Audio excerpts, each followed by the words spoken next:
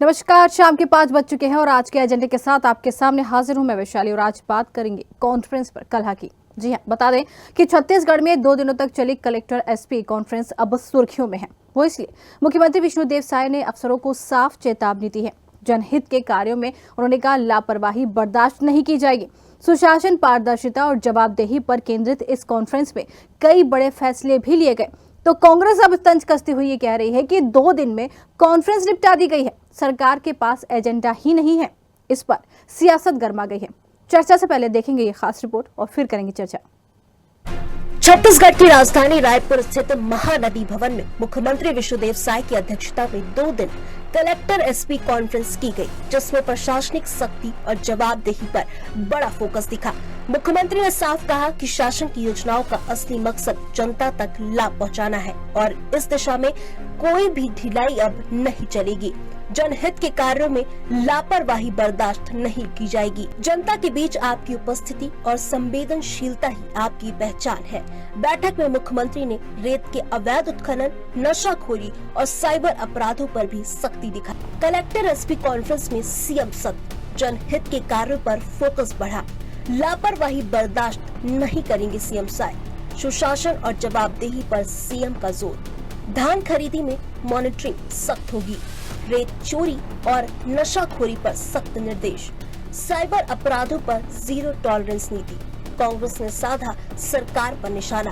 पूर्व सीएम भूपेश बघेल का तंज। भूपेश बोले, सरकार स्वीकार रही नाकामी, सरकार के पास विषय नहीं, इसलिए 2 दिन में निपटा दी कॉन्फ्रेंस। 2 दिन तक चले कलेक्टर एसपी कॉन्फ्रेंस में सीएम साय सख्त नजर आए। मुख्यमंत्री ने धान खरीदी को लेकर कहा कि 15 नवंबर से खरीदी शुरू होगी और किसी भी तरह की अनियमितता पर सीधे कलेक्टर जिम्मेदार होंगे।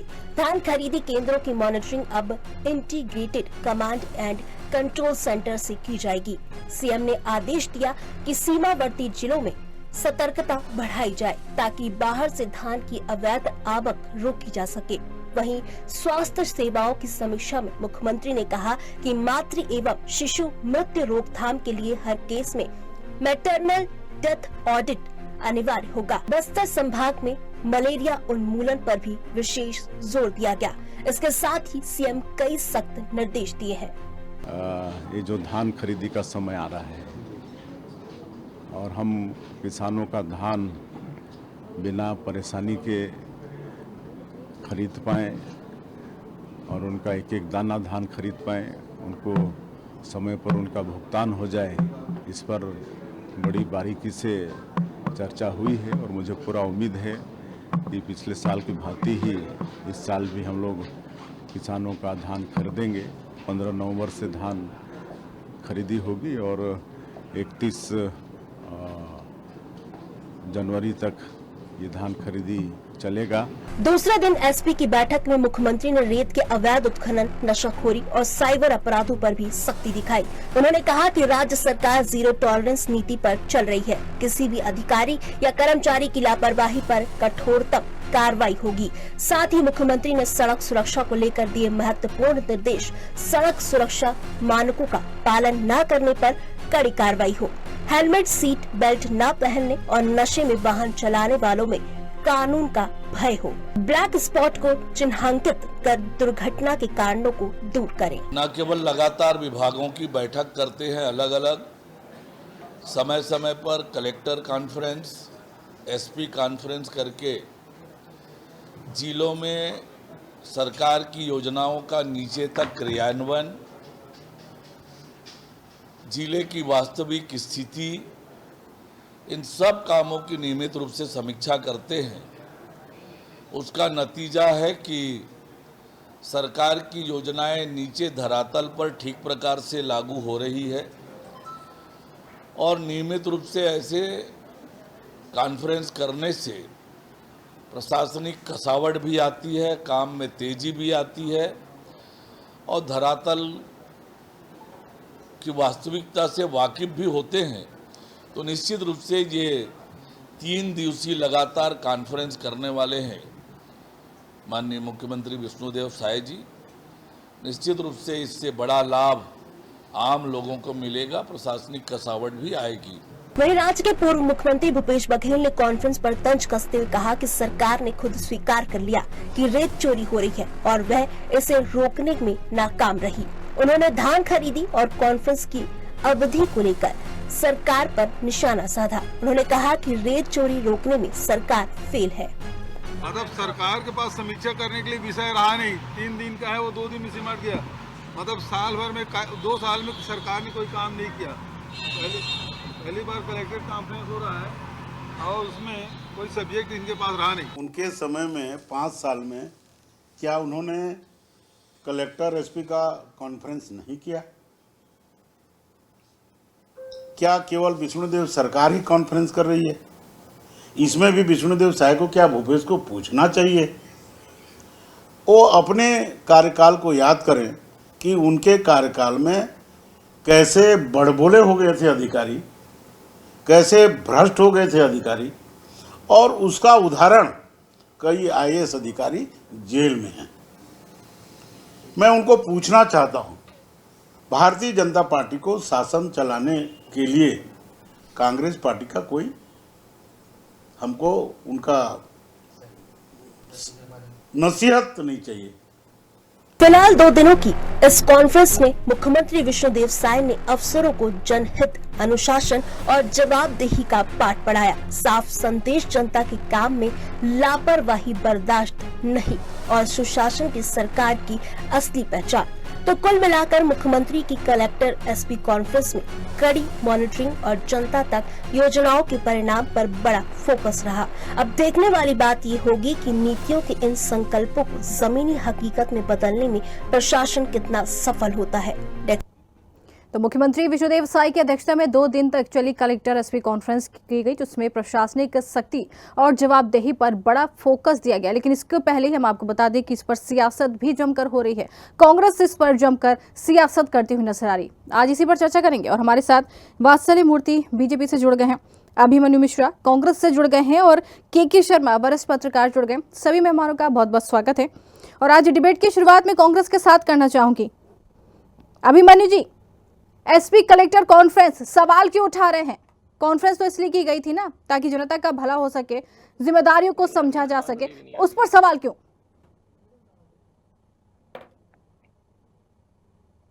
अभिमन्यु जी, आवाज आ रही है? चलिए, अभिमन्यु से हम नहीं जुड़ पा रहे हैं। वात्सल्य मूर्ति जी भी हमारे साथ जुड़े हैं। वात्सल्य जी, आपको आवाज आ रही है?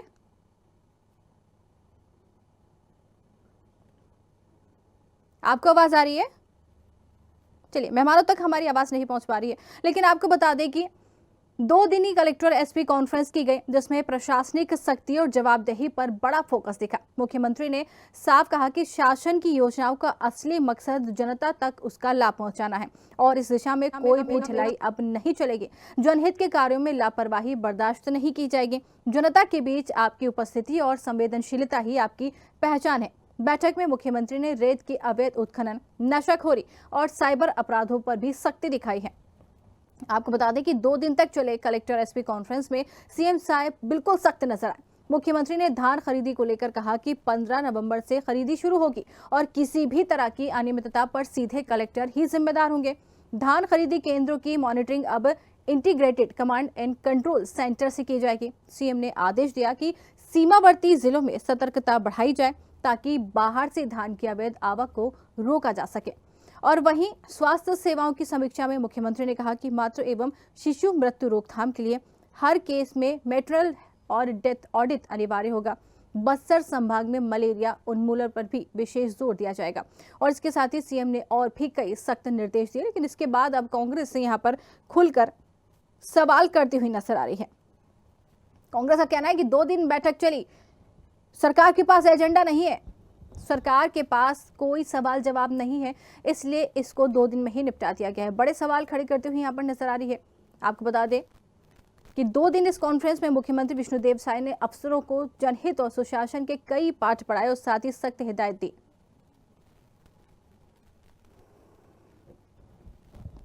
तो आपको बता दें कि कलेक्टर एसपी कॉन्फ्रेंस को लेकर बीजेपी और कांग्रेस दोनों ही आमने सामने आ गए हैं। कांग्रेस इसमें सीधे सीधे सरकार को नाकाम बता रही है।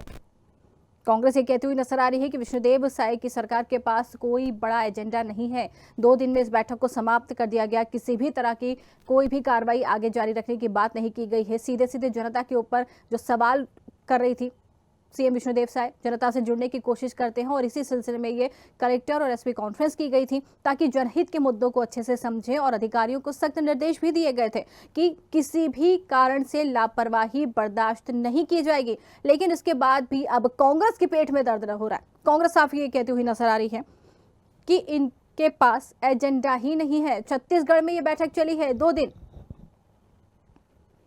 कलेक्टर एसपी कॉन्फ्रेंस अब सुर्खियों में आ गई है। आपको बता दें कि मुख्यमंत्री विष्णुदेव साय ने अफसरों को साफ साफ चेतावनी दी है। जनहित के कार्यों में उन्होंने कहा लापरवाही बर्दाश्त नहीं की जाएगी। सुशासन, पारदर्शिता और जवाबदेही पर केंद्रित इस कॉन्फ्रेंस में कई बड़े फैसले किए गए हैं। तो कांग्रेस अब तंज कसती हुई नजर आ रही है। कांग्रेस कह रही है कि 2 दिन में कॉन्फ्रेंस को निपटा दिया गया है।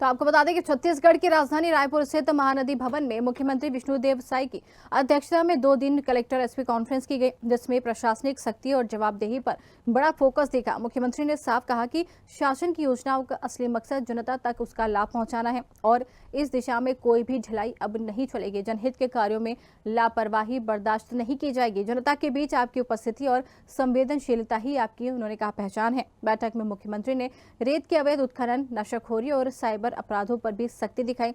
2 दिन तक चले इस कलेक्टर एसपी कॉन्फ्रेंस में सीएम साय पूरी तरीके से सख्त नजर आए। मुख्यमंत्री ने धान खरीदी को लेकर कहा कि 15 नवंबर से धान खरीदी शुरू होगी और किसी भी तरह की अनियमितता पर सीधे कलेक्टर जिम्मेदार होंगे। धान खरीदी केंद्रों की मॉनिटरिंग अब integrated command and control centre से की जाएगी।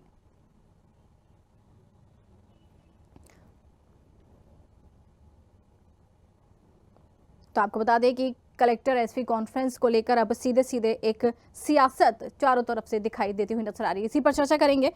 हमारे साथ अभिमन्यु मिश्रा कांग्रेस से जुड़ गए हैं और आज डिबेट की शुरुआत में अभिमन्यु जी के साथ ही करना चाहूंगी। अभिमन्यु जी, एसपी कलेक्टर कॉन्फ्रेंस, जनता से जुड़ने का सीधा मौका, अधिकारियों को सख्त निर्देश, लेकिन इस पर सियासत क्यों हो रही है? अभिमन्यु जी, आवाज आ रही है हमारी?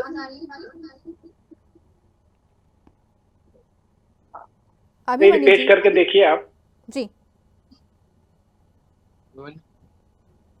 आपको हमारी आवाज आ रही है? जी जी अभिमन्यु जी, कलेक्टर एसपी कॉन्फ्रेंस, जनता से जुड़ने का सीधा मौका और साथ ही अधिकारियों को सख्त निर्देश कि किसी भी तरह की लापरवाही बर्दाश्त नहीं की जाएगी, सीएम दे रहे हैं, लेकिन इस पर सियासत क्यों हो रही है?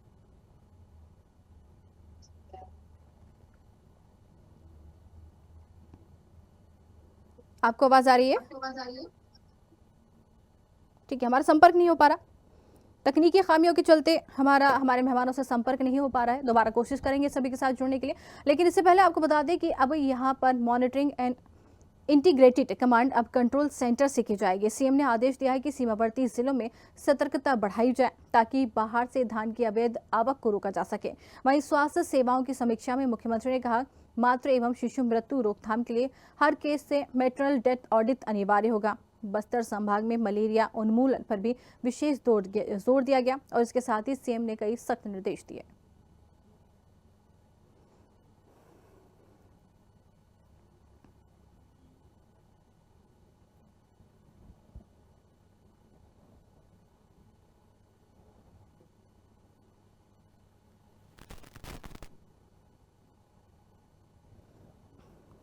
तो आपको बता दें कि 2 दिन की इस बैठक में सीएम ने कई निर्देश दिए, साथ ही साथ कई सवाल जो है अफसरों से किए गए। लापरवाही बर्दाश्त नहीं करने की बात भी कही गई। सरकार उन्होंने कहा कि किसी भी तरह से सरकार जो है नाकामी बर्दाश्त नहीं करेगी। लेकिन इसको लेकर पूर्व सीएम अगर हम बात करें भूपेश बघेल की, तो वो तंज कसते हुए नजर आ रहे हैं। भूपेश बघेल ये कहते हुए नजर आ रहे हैं कि सरकार के पास कोई एजेंडा ही नहीं है।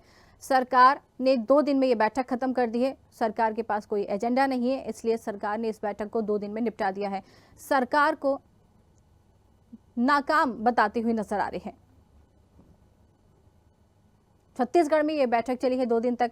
कलेक्टर एसपी कॉन्फ्रेंस अब सुर्खियों में आ गई है। मुख्यमंत्री विष्णुदेव साय ने अफसरों को साफ चेतावनी दी है, जनहित के कार्यों में लापरवाही बर्दाश्त नहीं की जाएगी। सुशासन, पारदर्शिता और जवाबदेही पर केंद्रित इस कॉन्फ्रेंस में कई बड़े फैसले किए गए। तो कांग्रेस अब तंज कसती हुई कह रही है कि 2 दिन में कॉन्फ्रेंस को निपटा दिया जाए। सरकार के पास कोई एजेंडा ही नहीं है। इस पर सियासत गर्मा गई है।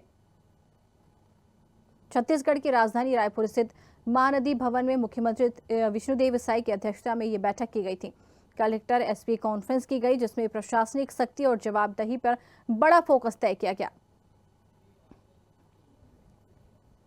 चलिए एक बार फिर से रुक करेंगे। हमारे साथ मेहमान वात्सल्य मूर्ति बीजेपी से जुड़ गए। वात्सल्य जी, हमारी आवाज आप तक पहुंच रही है? जी आ रही है। बिल्कुल वात्सल्य जी, कलेक्टर एसपी कॉन्फ्रेंस जनता से जुड़ने का मौका और साथ ही अधिकारियों को सख्त निर्देश। सीएम साई यहाँ पर एक बड़ा काम करते हुए नजर आ रहे हैं, लेकिन इस पर सियासत होना कहाँ तक लाजमी है? सियासत करती हुई नजर आ रही कांग्रेस।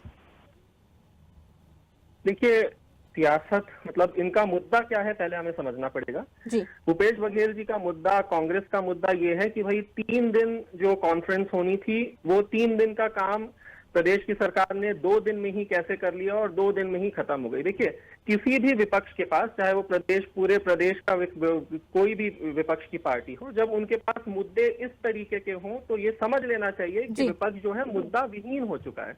अगर कोई भी स्ट्रांग विपक्ष के पास कभी भी देखिए मुद्दों की कमी होती नहीं है, मगर भूपेश बघेल जी का तंज देखिए ना कि 3 दिन का काम आपने 2 दिन में कर लिया। देखिए, कांग्रेस के नेताओं की हमेशा ही से एक आदत रही है कि वो दिखावे की राजनीति करते हैं। उन्हें लगता है कि अगर कॉन्फ्रेंस लंबी चले, भाषण ज्यादा हो और मीडिया का जो कवरेज है वो बहुत अच्छा मिले तो विकास बहुत अच्छा हो जाएगा। लेकिन माननीय विष्णुदेव साय जी की सरकार के लिए एक बात साफ कर दी है कि हमारे लिए कॉन्फ्रेंस नहीं बल्कि प्रेफरेंस, परफॉर्मेंस मायने रखता है। बिल्कुल, है ना? बिल्कुल। देखिए, कलेक्टर एसपी की जो कॉन्फ्रेंस रही है, ये किस कारणों से रही है? ये इसका कारण ये था कि प्रदेश और राष्ट्र की जो सरकार है, उनकी जितनी भी योजनाएं हैं वो धरातल पर समयबद्ध तरीके से और जिस तरीके से वो योजनाएं लाई गई हैं उसी तरीके से उनका एग्जीक्यूशन हो सके, अंतिम पंक्ति के व्यक्ति तक वो योजनाएं पहुंच सके। जी, लेकिन जिस तरीके से यहाँ पर कांग्रेस ये कहती हुई नजर आ रही है कि 2 दिन में बैठक खत्म कर दी, एजेंडा ही नहीं है, सरकार नाकाम है, तमाम तरह के आरोप लगा रही है। 2 दिन में अगर बैठक खत्म हो जाती है तो क्या सरकार नाकाम हो जाती है? देखिए, एजेंडा तो उनके पास नहीं है, वही मैंने कहा ना। अगर विपक्ष मजबूत होता तो मजबूत विपक्ष के पास एजेंडों की कमी नहीं होती है, मगर जब आपका एजेंडा ही ये हो कि 3 दिन की बैठक, 3 दिन का जो काम है, आपने प्रदेश का 1 दिन का प्रशासन का 1 दिन का समय बचा लिया, 3 दिन का काम आपने 2 दिन में खड़ा कंप्लीट कर लिया, तो एजेंडा तो भूपेश बघेल जी और कांग्रेस के पास नहीं है। बिल्कुल, लेकिन वात्सल्य जी, रेत चोरी, नशाखोरी और साथ ही साइबर अपराध पर सख्ती की बातें भी यहाँ पर कही गई हैं। क्या सरकार अब इन तक मामलों को ठोस परिणाम दिखाने में कामयाब रहेगी? जिस तरीके से सवाल उठ रहे हैं, रेत चोरी, अवैध खनन, तमाम तरह की बातें सामने आती हैं, जिस पर कहते हैं कि लगाम नहीं लगा पा रहे हैं विष्णुदेव सरकार।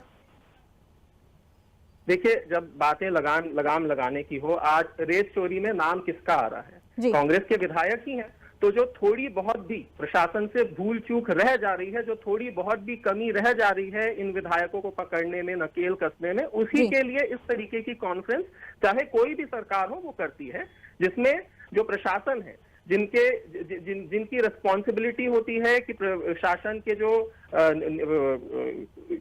योजनाएं हैं उन्हें तरीके से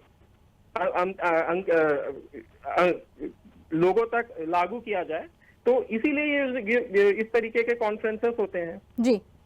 और आप देखेंगे, चाहे कोई अपराध कोई भी हो, 50% से ज्यादा अपराधों में कांग्रेस के ही लोग संलिप्त पाए जाते हैं। जी बिल्कुल। फिर सवाल उठाना कहाँ तक लाजमी है? सवाल उठाना, धान खरीदी को लेकर भी बात की गई। धान खरीदी निगरानी के लिए कमांड एंड कंट्रोल सेंटर की बात उन्होंने कहा बहुत अच्छी है, लेकिन क्या जमीनी स्तर पर भ्रष्टाचार और कोई ठोस रणनीति बनाई जाएगी? उस पर भी तमाम सवाल उठाए जा रहे हैं। देखिए, निश्चित तौर पर भूपेश बघेल जी ने इस बार सारी चीजों को ऑनलाइन कर दिया है। जो रजिस्ट्रेशन है वो ऑनलाइन हो चुका है। अब बिल्कुल, इसके फायदे समझिए। जो किसान है उन्हें उनका पैसा 7 दिनों के भीतर उनके डायरेक्ट सेविंग्स अकाउंट में मिलेगा। कोई बिचौलिया नहीं रहेगा, कैश का कोई सिस्टम ही नहीं है। पिछले समय तक ऐसा होता था कि जो मध्य प्रदेश है, उड़ीसा है, जो पड़ोसी राज्य है, वहां के भी कुछ फर्जी किसान आकर छत्तीसगढ़ के में जो एमएसपी है उसका फायदा उठा लेते थे। मगर ऑनलाइन रजिस्ट्रेशन से इतना सख्त हो गया है वेरिफिकेशन कि ये चीजें भी एलिमिनेट हो जाएगी। अब लाइनें नहीं लगेंगी। देखिए, पहले हमने देखा था कि किसान आज आ रहा है मगर शाम तक उसका धान खरीदी का काम हुआ ही नहीं है, उसे अगले दिन फिर आना पड़ रहा है। बिल्कुल। मगर ऑनलाइन से लाइनें खत्म हो जाएंगी। तो निश्चित तौर पर जो सेवा केंद्र है वो भी बढ़ाए गए हैं। तो निश्चित तौर पर इस बार बहुत हद तक इम्प्रूवमेंट आपको दिखेगा। मैं ये नहीं कह रहा हूं कि सारी चीजें बहुत बेस्ट हो जाएंगी, मगर ये तो एक कंटिन्यूअस प्रोसेस ऑफ इम्प्रूवमेंट है। पिछले सालों से बहुत बढ़िया सिस्टम इस बार सभी को दिखेगा। बिल्कुल, आप तो सुविधाएं बेहतर देने की कोशिश कर रही है सरकार, बिल्कुल सुविधा बेहतर दे भी रही है, लेकिन विपक्ष यहाँ पर जो है इत्तेफाक नहीं रख रहा। विपक्ष कह रहा है कि अगर 2 दिन में बैठक को निपटा दिया गया तो जो जरूरी मुद्दे थे उनको नहीं लिया गया है, सिर्फ औपचारिकता पूरी कर दी गई। क्या इसमें सच्चाई है कि क्या सिर्फ जो औपचारिकता थी वो पूरी की गई है? देखिए, किस मुद्दे को कवर नहीं किया गया है? किस मुद्दे को? बिल्कुल, शासन प्रशासन के हर एक मुद्दे को कवर किया गया है। नक्सल से लेकर पीडीएस से लेकर जो अभी ये आ रहा है 1 नवंबर के कार्यक्रम को लेकर, अपराधों से लेकर हर एक मुद्दे को कवर किया गया है। 3 दिन के कार्य को 2 दिनों में ही बहुत अच्छे तरीके से पूरा कर लिया गया है। बिल्कुल बिल्कुल। वात्सल्य जी, वापस आपके पास आएंगे। विपक्ष भी हमारे साथ जुड़ रहा है, कोशिश पूरी की जा रही है। विपक्ष से भी बहुत सारे सवाल करने हैं, पत्रकार हैं हमारे साथ, वरिष्ठ पत्रकार, उनसे भी सवाल करने हैं, कोशिश की जा रही है। लेकिन वात्सल्य जी, लगातार जिस तरीके से सरकार पर सवाल उठाए जाते हैं, सरकार को बार बार कहा जाता है कि नाकाम कोशिश होती है, सरकार नाकाम है। क्या इस तरह की बयानबाजी करना जरूरी रहता है? क्या इस तरह की बयानबाजी करना सही है? देखिए, विपक्ष के पास अब ज्यादा कोई मुद्दा रहा नहीं है। बिल्कुल। इसीलिए वो रोज सुबह उठकर उनके जो कांग्रेस के जो प्रदेश अध्यक्ष हैं वो एक प्रवक्ता की भूमिका में आ जाते हैं और रोज प्रेस कॉन्फ्रेंस लेते हैं और किसी ना किसी मुद्दे को उठाते हैं। ना कांग्रेस आज 36 टुकड़ों में बंट चुकी है। कांग्रेस का जो शीर्ष नेतृत्व है उन्हें प्रदेश के नेतृत्व पर विश्वास नहीं रहा है। इसे डायरेक्टली जो है दिल्ली से इनके प्रदेश अध्यक्षों का चयन हो रहा है। तो कांग्रेस जो है अपने बहुत ही मुश्किल समय से गुजर रही है। उनके पास मुद्दा भी नहीं बचा, इसीलिए इस तरीके के गैर जिम्मेदार मुद्दे जो हैं उठाए जा रहे हैं कांग्रेस की तरफ से। बिल्कुल, सवाल बहुत सारे हैं, कांग्रेस से करने भी हैं, बहुत सारे सवाल हैं कांग्रेस की तरफ, लेकिन जोड़ने की कोशिश की जा रही। वरिष्ठ पत्रकार के साथ बातचीत करने की कोशिश करेंगे। वरिष्ठ पत्रकार के शर्मा जी भी हमारे साथ जुड़े हुए हैं। चलिए, हमारा संपर्क के शर्मा जी से भी नहीं हो पा रहा है। वात्सल्य जी, सीधी सी बात है, जिस तरीके से सरकार पर यहाँ पर आवाज उठाई जाती है सरकार नाकाम है, लेकिन जो मुद्दे हैं वो क्या पीछे रह जाते हैं? जिस तरीके की बयानबाजी होती है, क्या ये जनहित का मुद्दा पीछे रह जाता है? क्या जो महिलाओं पर अपराध पड़ रहे हैं वो पीछे रह जाता है?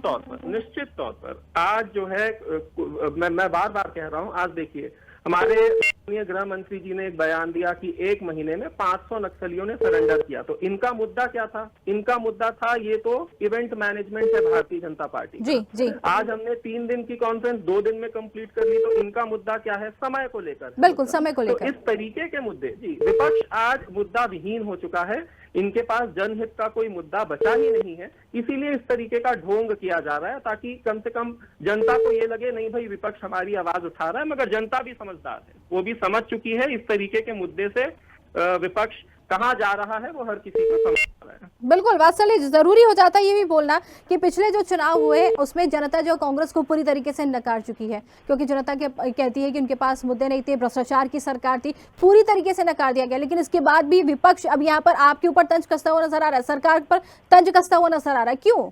वजह क्या रह जाती है?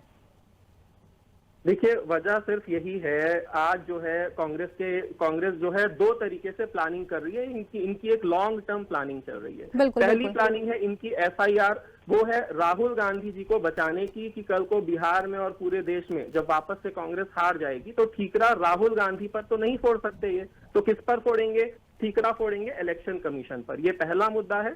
और दूसरा मुद्दा है कि सभी संवैधानिक जो व्यवस्थाएं हैं, सुप्रीम कोर्ट से लेकर EOW से लेकर इलेक्शन कमीशन से लेकर सभी जितनी भी संवैधानिक व्यवस्थाएं हैं, हर किसी को गाली दो।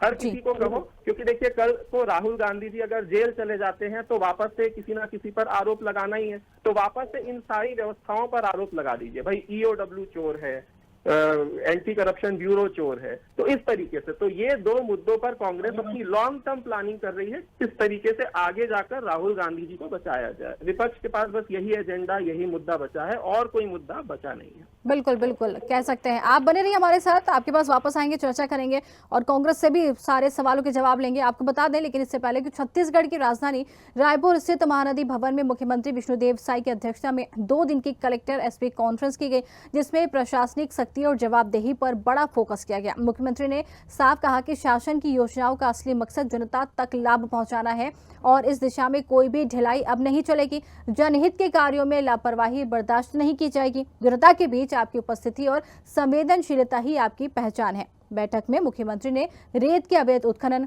नशाखोरी और साइबर अपराधों पर भी कड़ी सख्ती दिखाई है। 2 दिन तक चले इस कलेक्टर एसपी कॉन्फ्रेंस में सीएम साय पूरी तरीके से सख्त नजर आए।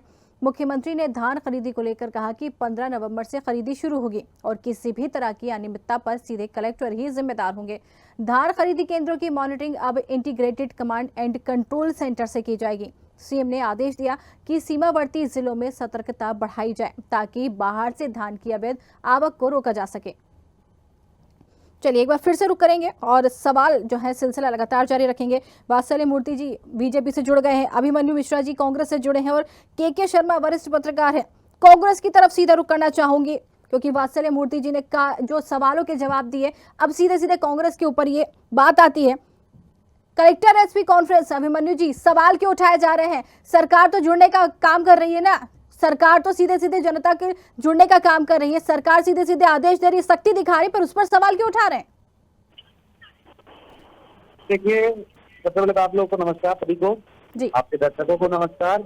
देखिए, ये जो कॉन्फ्रेंस रही है केवल औपचारिकता ही साबित हुई है।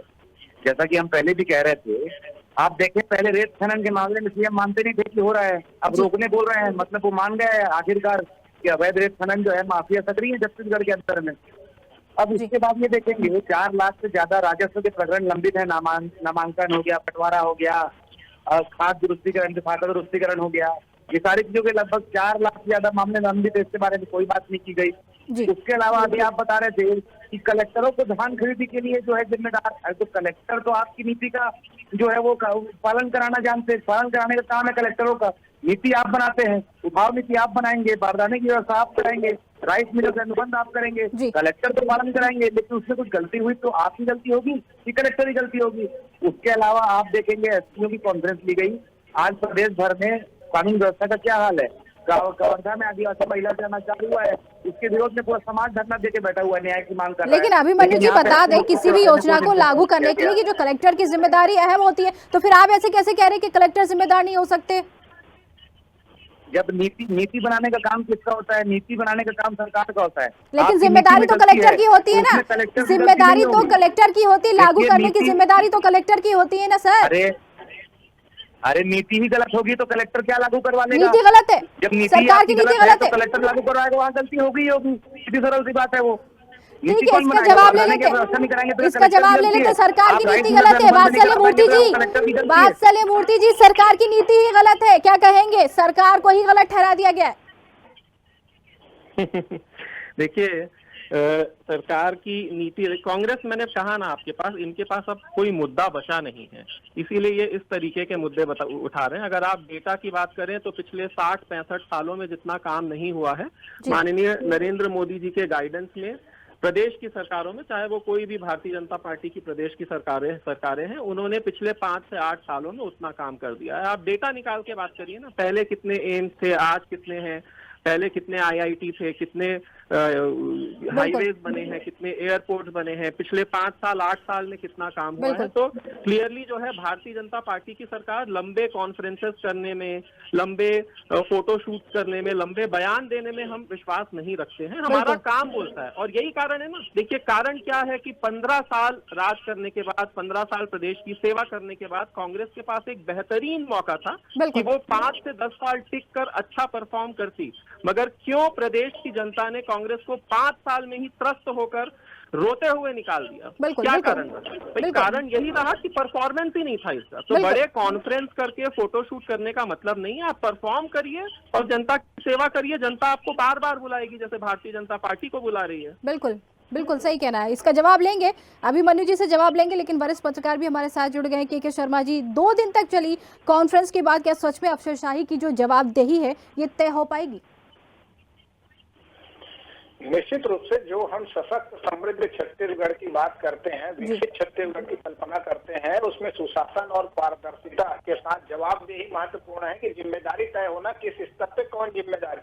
शासन की नीतियों के क्रियान्वयन की जिम्मेदारी निश्चित रूप से फील्ड में तैनात अधिकारियों की है। उसमें प्रमुख रूप से कलेक्टर की जिम्मेदारी रहता है। और धान खरीदी एक महत्वाकांक्षी योजना है। इसके साथ ये शिक्षा स्वास्थ्य को लेकर भी उन्होंने महत्वपूर्ण निर्देश दिए हैं। आदिवासी क्षेत्रों में तमाम प्रकार की व्यवस्था को लेकर समीक्षा की, खासकर प्रधानमंत्री आवास योजना को लेकर, जल जीवन मिशन को लेकर, तमाम प्रकार की जो पीएम जल मन योजना है, ये तमाम विषयों को लेकर जो समीक्षा की है, इसके माध्यम से बस्तर को मलेरिया से मुक्त करने की जो बात कही जा रही है। स्कूलों में से आउटड्राफ्ट बच्चे जो अधूरे पढ़ाई छोड़ देते हैं उनको बंद करके 100% उपस्थिति, स्थानीय बोली बस्तर के किसी गांव में यदि गोंडी भाषा में यदि पढ़ाई होती है तो ये एक उपलब्धि वहां से उन्होंने तारीफ भी की है। जिस तरह से बीजापुर, दंतेवाड़ा और गौड़ा, पेंड्रा, मरवाही के कलेक्टरों को उन्होंने तारीफ भी की। तो जो अच्छे कार्य हैं उनको तारीफ। रेत की जहां तक मामला है, रेत के मामले में कार्रवाई आया था, कांग्रेस के विधायक नहीं आया था, उस मामले में किस ढंग से कार्रवाई? अभी 15 तारीख से इन नीलामी होगी, लगभग 150 खदानों को फिर से आवंटित किया जाएगा। तो इसको भ्रष्टाचार रोकने के लिए ही जो वहां पे कैमरा लगाने की है उसकी व्यवस्था है। परिवहन विभाग जो तमाम प्रकार के और खनिज की बात करें, पुलिस की बात करें, यातायात पुल, ये सबकी सामूहिक जिम्मेदारी। खनिज जब ट्रक वहां से निकलता है ये सबसे होकर गुजरता है। तो जो फीड पास जारी होता है वो कंप्लीट उस ढंग से है कि नहीं है, बिना फीड पास के आ रहा है क्या, जितना रेत खदान से निकलना चाहिए उतना निकल रहा है क्या, पर्यावरण अनुमति की क्या स्थिति है, ये तमाम प्रकार की देख रेख के बाद रेत का ही मामला यदि बता रहे कांग्रेस को, तो बाकी भ्रष्टाचार के मामले नहीं हो रहे हैं क्या जो कांग्रेस शासन काल में भाजपा ने उठाए थे? तो अन्य जगह सब ठीक है कि ये महत्वपूर्ण है। आज जो रेत को लेकर के विपक्ष ने अपनी भूमिका निभाई, रेत का मुद्दा उठाया, सरकार ने आज स्पष्ट निर्देश किया है कि 15 तारीख से जो इन नीलामी होगा, नए सिरे से खदानों का आवंटन होगा। 10 जून से 15 अक्टूबर तक रेत खदान बंद रहता है। महत्वपूर्ण बात है, आज जो कांग्रेस जो है जो कानून व्यवस्था को लेकर मुद्दा लगातार उठाते रहा है, उसको लेकर के आज है आपराधिक कृत्यों को रोककर खासकर महिला और बच्चों की सुरक्षा को लेकर एक चिंता जाहिर की है, मुख्यमंत्री कह सकते हैं। उसको लेकर उन्होंने बात कही है। 6 करोड़ एक पेड़ माँ के नाम के तहत यदि छत्तीसगढ़ में लगा है और वनाच्छादित छत्तीसगढ़ राज्य है, 3,71,000 हेक्टेयर में हमारे पास बांस की ही खेती हो रही है, वन में लगाए गए हैं। ये तमाम प्रकार के जो प्रयास छत्तीसगढ़ में हो रहे हैं। साइबर अपराध के मामले में स्पष्ट निर्देश है कि इसकी लगातार मॉनिटरिंग हो। 5 रेंज थाने, रेंज मतलब आईजी स्तर पे एक थाना, 5 थाने खुल चुके हैं, 9 और खुलने का है। सबसे बड़ी बात जो मुख्यमंत्री ने कही कि नशा को अपराधों का जड़ बताते हुए नशा को रोकने के जो निर्देश दिए, इसमें कितना सफल होती है पुलिस, ये एक बड़ी बात है। बिल्कुल बड़ी बात है। अभिमन्यु जी, जितनी भी नसीहत दी गई सरकार ने काम किया, जितने भी मुद्दे उठाए सरकार ने काम किया, फिर परेशानी कहाँ आ जाती है? देखिए, मैं तो पूरे मामले लगातार बता करके आपसे जो है भारतीय जनता पार्टी के प्रवक्ता से इसका जवाब मांग रहा हूँ। मैं थोड़ा सा अपनी बात को कंप्लीट कर लेता हूँ। जो मैं पहले बता रहा था कि जिस समय एसपी की कॉन्फ्रेंस ले रहे थे मुख्यमंत्री जी, उसी समय कवर्धा में जो गृह मंत्री जी का जिला है, वहाँ पर आदिवासी समाज न्याय मांगने के लिए बैठा हुआ था, क्योंकि एक आदिवासी महिला से समाचार हो गया था। उसके अलावा अब देखिए पुलिस की जो बर्बरता है, बलौदा बाजार में जो आदिवासी व्यक्ति के साथ जो बर्बरता दिखाई गई है, जिसको 7 टाके लगे पुलिस के द्वारा पीटने के बाद, इसके अलावा आरक्षक आत्महत्या जो की गई थी अपने हाथ में सुसाइड लेटर लिख करके, उसकी जांच न होना, पुलिस कस्टडी में लगातार मौतें हुई हैं जो अभी 2 साल के अंदर में, ये सब के बारे में जब कोई बात नहीं होती है एसपीओ की कॉन्फ्रेंस में, तो कॉन्फ्रेंस के ऊपर सवाल उठते हैं। देखिए, एक कॉन्फ्रेंस करना गलत नहीं है, उसमें जो है उसको निपटाए जैसे सिर्फ औपचारिकता करना गलत है। मैं फिर से वही बात बताना चाहूंगा, जब भी आंकड़ों की बात कर रहे थे तो मैंने बताया कि 4 लाख से ज्यादा जो प्रकरण राजस्व के लंबित हैं, उसके बारे में भी अभी कोई ना कोई आदेश जारी करना चाहिए था, या मुख्यमंत्री जी को कहना चाहिए था कि जल्द से जल्द निपटाया जाए। और जो बाकी चीजों में बता रहा था मैं, इसकी जो परेशानी है पूरे प्रदेश भर में, अभी सुशासन के लिए तीसरे दिन समीक्षा की जानी थी, उसको कैंसिल कर दिया गया। उसको क्यों कैंसिल किया गया, उसको कोई उसके बारे में स्पष्टीकरण नहीं है। तो उसका कारण ये है कि सुशासन सुधीर साथ जी है, अगर समीक्षा वाकई में की जाए तो फिर भ्रष्टाचार की समीक्षा भी की जाएगी, जो अराजकता फैली है उसकी भी समीक्षा की जाएगी, जो कमीशन खोरी चल रही है उसकी भी बात तो की जब जाएगी। भूपेश आप बघेल की देखिए, सरकार लगातार थी, जब भूपेश भ्रष्टाचार बघेल की के सामने आ सरकार रहा थी, है। कांग्रेस की सरकार थी, तब इस पर नसीहत नहीं दी गई, तब इस पर काम नहीं किया गया। अब आप नसीहत देने आए, भाई उनको तो नसीहत चाहिए नहीं, वो तो साफ मना करें नसीहत नहीं चाहिए। क्या? हेलो जी अभिमन्यु जी, एक बार रिपीट करिए। अभिमन्यु जी, जब भूपेश बघेल की सरकार थी, जब भी इस पर चर्चा नहीं की जाती थी, अब आप इनको नसीहत दे रहे हैं, अब आप इनको नसीहत दे रहे हैं जब काम नहीं हुआ था। हम जब सरकार चलाते थे, नहीं मेरी बात सुनिए, हम जब सरकार चलाते थे तब जब विपक्ष सवाल पूछता था तो हम उन सवालों के जवाब देने में रुचि रखते थे, ना कि विपक्ष के 15 साल को हम गिनाते थे, ना कि हम ये गिनाते थे कि 15 साल जो रमन सिंह जी ने राज किया उसकी वजह से ऐसा हो रहा है वैसा हो रहा है। अपनी जिम्मेदारी को समझ के अपना जवाब ना दे के केवल विपक्ष के ऊपर आरोप लगाना, ये सरकार 2 साल से कर रही है।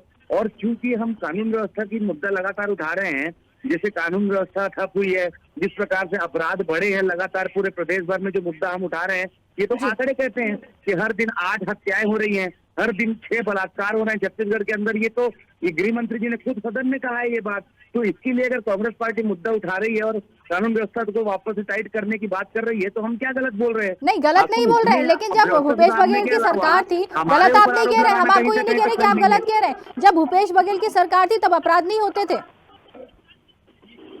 ये तो देखिए, ये तो आपकी ऐसी बात लगी मुझे कि आप भाजपा प्रवक्ता की तरह बात कर रहे हैं। नहीं नहीं, बिल्कुल, ये सवाल हमारा नहीं है, ये तो बीजेपी पूछ रही है, ये सवाल हमारा नहीं है। अभिमन्यु जी, ये अगर आप सवाल उठा रहे हो तो सवाल तो वो भी उठाएंगे ना। नहीं तो वही मैं कह रहा हूँ, आप उस समय विपक्ष में थे, आप उस समय सवाल पूछते थे और हम आपको जवाब भी देते थे और हम उस तरह से अधिकारियों को आदेशित भी करते थे। लेकिन यहाँ बात ये है ना, यहाँ रिमोट कंट्रोल से चलने वाले मुख्यमंत्री हैं, इनके खुद से हाथ में तो कुछ है नहीं, ये अधिकारियों को कुछ निर्देशित भी नहीं कर सकते। तो केवल विपक्ष के ऊपर आरोप लगाने से जरा कोई काम नहीं बचा भारतीय जनता पार्टी के पास। कोई भी आदेश करना होता है दिल्ली की तरफ पहले देखते हैं, अपने आला कमान की तरफ पहले देखते हैं, क्योंकि वही के रिमोट कंट्रोल छत्तीसगढ़ का सीएम चल रहा है। तो आप रिमोट से चलने वाले मुख्यमंत्री बता रहे हैं, तो छत्तीसगढ़ में जब भूपेश बघेल की तब सरकार थी तो बीजेपी ये कहती थी कि दिल्ली के एटीएम बन गए थे भूपेश बघेल, उस पर क्या कहेंगे? अगर आप इनको रिमोट से चलने वाले मंत्री बता रहे हैं तो वो भी तो एटीएम बन गए थे, ये हम नहीं कह रहे हैं। तो देखिए, अगर इसका कोई भी सबूत उनके पास हो तो वो सामने लाके पेश कर दें, या फिर मुंह से बोलने से होता है। यहाँ तो साफ साफ दिख रहा है कि रिमोट कंट्रोल से चलने वाले मुख्यमंत्री हैं। बिजली के लिए लेटर लिखते हैं तो मना कर देते हैं, बारदाने के लिए लेटर लिखते हैं तो केंद्र सरकार मना कर देती है, धान को खरीदने के लिए जो बची हुई धान खरीदने के लेटर लिखते हैं तो केंद्र सरकार मना कर देती है। उसके बाद क्या हवाला ये देते हैं कि हमारी ट्रिपल इंजन की सरकार है, जब इनके ये नीचे वाले। चलिए, इनसे भी हमारा संपर्क टूट गया है, दोबारा कोशिश करेंगे। वरिष्ठ पत्रकार हमारे साथ जुड़े, शर्मा जी। चलिए, हमारा संपर्क सभी से टूट गया, तकनीकी खामियों के कारण हमारा संपर्क सभी से टूट गया है, लेकिन ये बात अधूरी रह गई। इस मुद्दे को फिर से उठाएंगे और इस पर फिर चर्चा करेंगे। अब आपको बता दें कि फिलहाल बहुत बहुत धन्यवाद हमसे सभी मेहमानों से जुड़ने के लिए, हमने सभी का धन्यवाद कर दिया है। फिलहाल अब आपको बता दें कि 2 दिन तक इस कॉन्फ्रेंस में मुख्यमंत्री विष्णुदेव साय ने अफसरों को जनहित, सुशासन और जवाबदेही का पाठ पढ़ाया। साफ संदेश जनता के लिए, काम में लापरवाही उन्होंने कहा बर्दाश्त नहीं की जाएगी और सुशासन ही सरकार की असली पहचान है। तो कुल मिलाकर मुख्यमंत्री की कलेक्टर एसपी कॉन्फ्रेंस में कड़ी मॉनिटरिंग और जनता तक योजनाओं के परिणाम पर बड़ा फोकस रहा। अब देखने वाली बात यह होगी कि नीतियों के इस संकल्पों को जमीनी हकीकत में बदलने के प्रयास में कितना सफल होता है। आज के कार्यक्रम में फिलहाल इतना ही। नमस्कार।